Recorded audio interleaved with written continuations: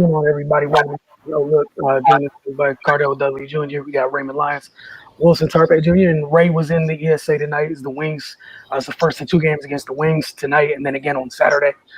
Tonight, some of those ugly second half struggles resurfaced for Washington, and it bit them. Despite the second half struggles, they had an opportunity to win this game. The little things, free throw line, normally a pretty good free throw shooting team. Some folks came up short at the line, and it cost them late. The Wings held off the Mystics 82-77. Ray, we'll start with you and then go to Cardell. Yeah, one of the first things Coach T talked about in post game was free throws, as you mentioned, and also rebounding. Those little things add up over the course of a game, especially a game that's tight.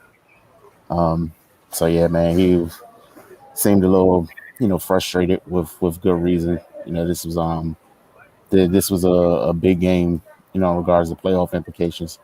They get another shot at them on Saturday, but you definitely want to get this one, especially considering that they had controlled the game up to a certain point. Elena went out in the third quarter, but he talked about that a little bit. He said it was just really just a precautionary thing. There was a play when she got multiple attempts at the basket, and she just said it didn't feel right, so just went ahead and took her out.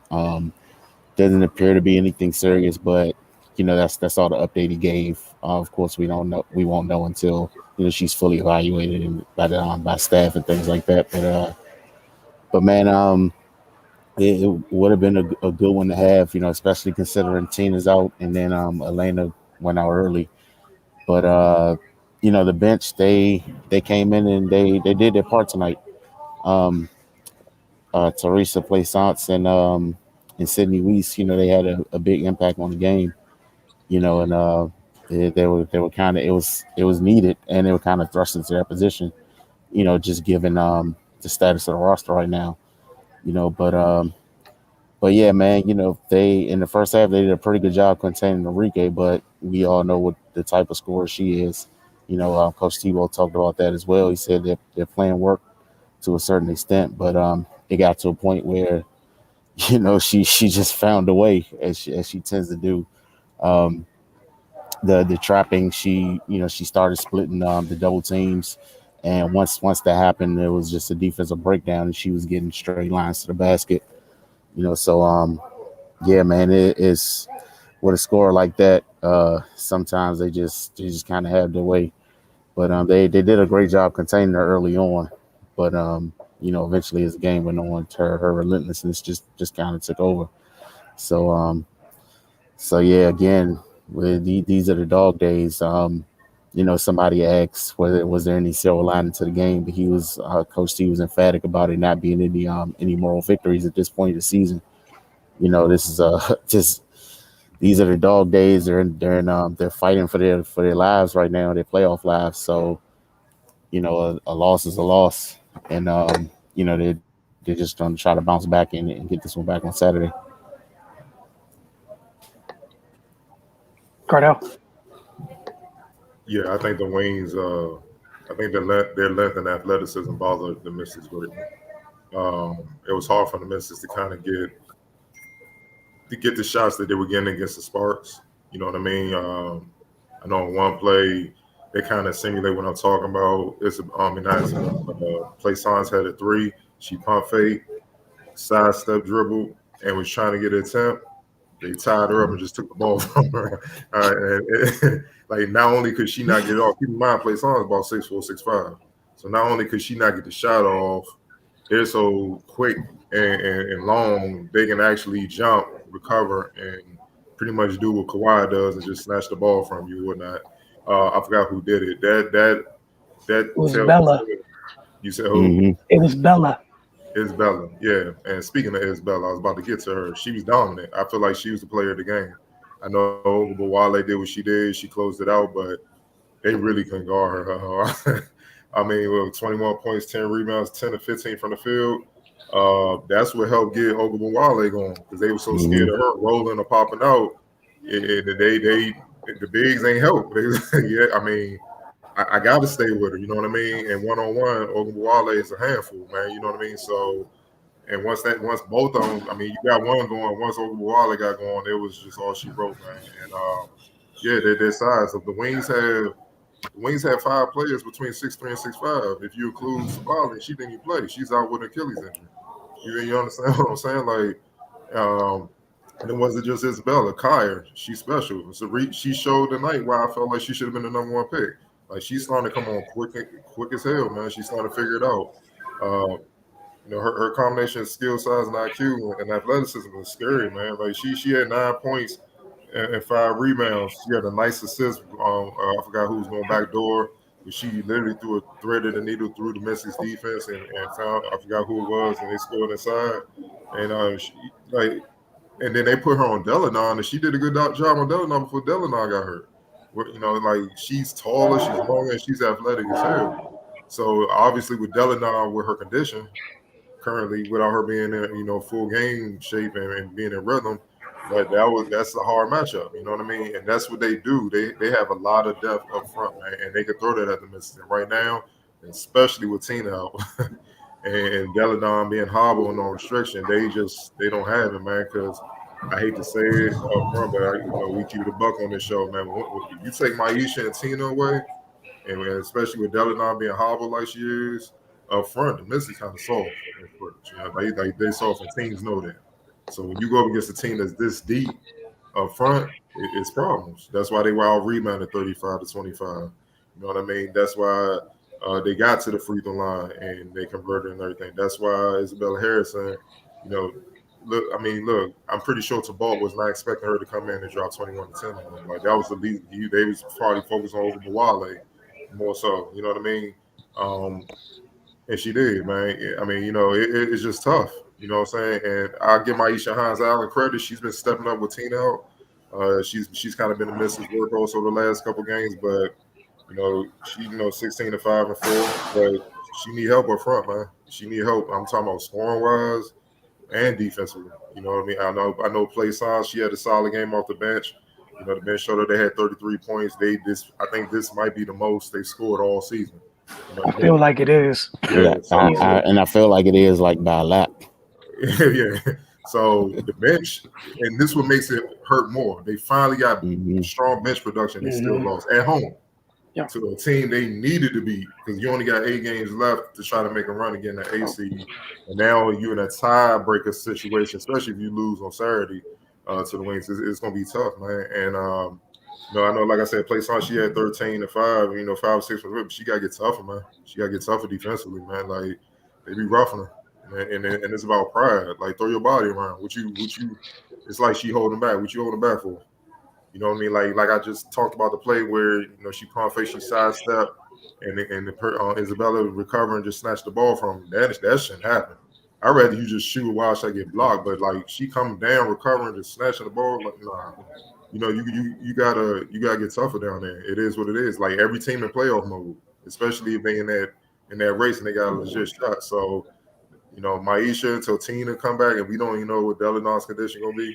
I heard Ray what he said, about Tabal saying it was just a cautionary thing, but who knows? You can't really say game to game she's gonna be here. They need play songs. They need her to play tough. You know what I mean? Because they're undersized as is, man. So, that's just what it came to, man. The Wings front court kind of controlled the game to me. And it wasn't just scoring wise, defensively. They really didn't let the Mystics get anything easy inside, and the Mystics had to hit outside shots, and they didn't hit enough of them. Atkins, I think she's cooked from the Olympics. I think she's fatigued. She hasn't really got her rhythm back. Cloud been saying that all season. Need her to be more aggressive, but that's just not her. That's just not her makeup. You know what I mean? She's a defender, a playmaker, or whatnot. So. And teams know that, so essentially, it's a lot of Draymond type situations where they just we feel like we playing 4-on-5, just keep rocking lane, and that's just not a knock. That's just what it is. They need somebody else that can put points on the board, and you can't depend on Delaney because you don't know the situation with her back, game to game, man, and with Tina out. So it's tough.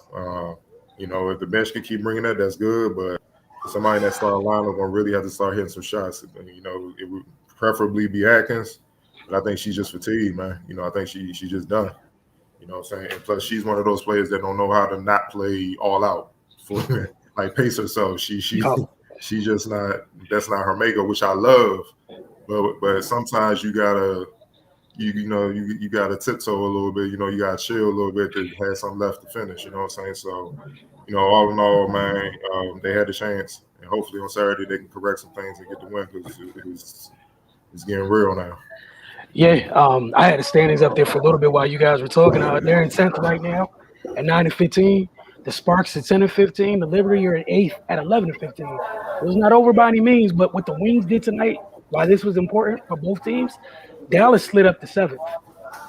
And, they created a little bit of distance. They're 11-14.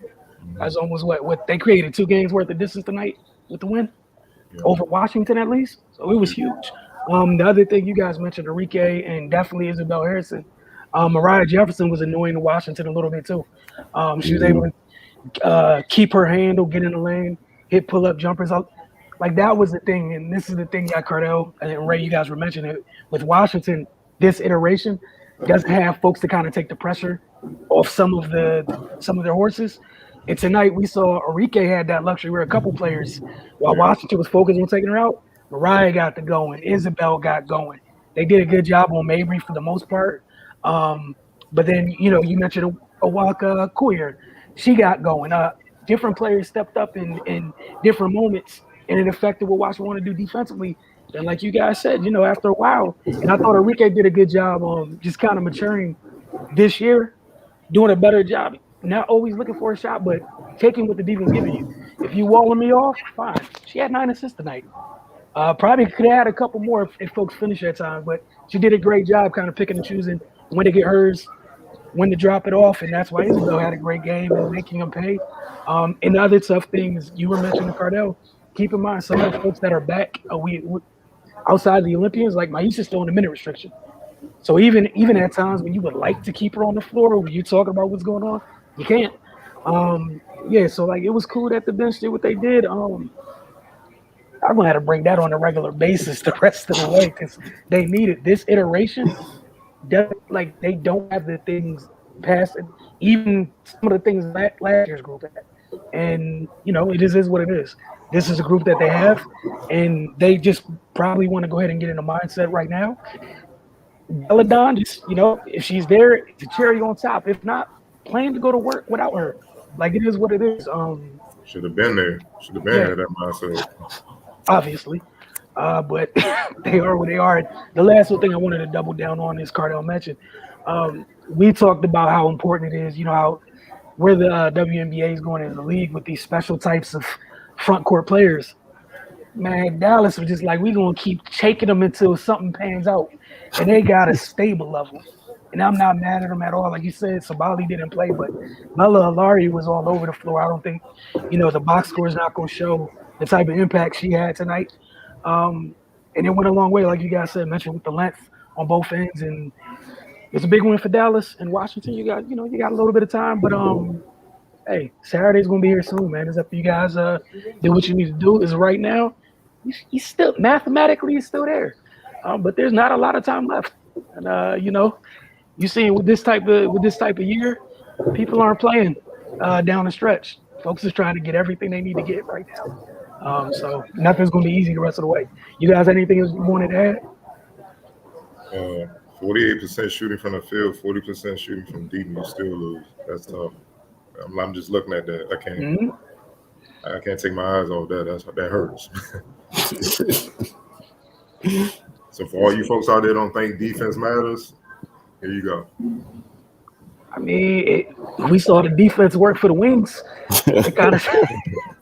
I know we saw them kind of slow down a well-oiled machine because Washington was rolling for that first half offensively, and what it was like a 12-2 start to the third quarter before by Dallas before Washington kind of got on track, and even then they were kind of getting on the board from the free throw line. Dallas started getting going, so again, just kind of much of the same things they got to deal with. Nothing new that you haven't heard us mention. Look, man, it's up to them. We're just going to be here to talk about it after each and every result. That's all we can guarantee you. Don't forget, get over to Who's and Oz. postgame.com. It's very, very simple. Georgia Avenue location, open. Get over there. It's a good weekend. Never a bad time to go over. Don't forget the focustv.com as well. And we'll see you guys soon.